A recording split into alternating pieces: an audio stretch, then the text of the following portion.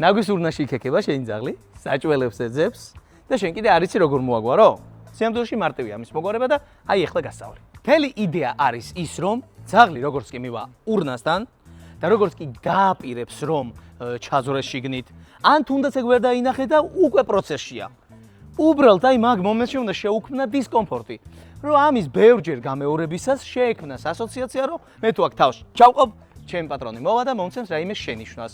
შეგიძლიათ მიეპაროთ და მაგალითად მუცლის არეალში ორი თითი მიკრად, უწყვიტოთ, უჩქმიტოთ. მოკლედ რაიმენაირად დისკომფორტი შეუქმნათ, რომ ასოციაცია შეექმნას, რომ რამდენჯერაც მე ამას გავაკეთებ, იმდენჯერ მოვა ჩემი პატრონი და შემიქმნის დისკომფორტს. შეგიძლიათ მაგალითად საყელოზე გრძელი თოკი მოაბათ დაუტოვოთ, ანუ სახში ეგდოს და როგორც კი აი ეს მომენტი, როგორც ეგ გადაუტრიალდება ჭანჭიკები და მივა, მაგ დროს აიღოთ და აქედან გამოკაჩოთ. მოკლედ, რაღაცა უნდა მოიფიქროთ ისეთი კრეატიული, რომ ძაღლი არ შეაშინოთ, ფიზიკურად არ დააზიანოთ, რამე არ დამართოთ, მაგრამ დისკომფორტი შეუქმნათ უშუალოდ იმ მომენტში და გახსოვდეთ, რომ უკვე ჩავლილ ამბავზე ძაღლს რომ ეხლა ეტყვით რაიმე ცუდს, ანუ შენიშვნას არ მოქმედებს.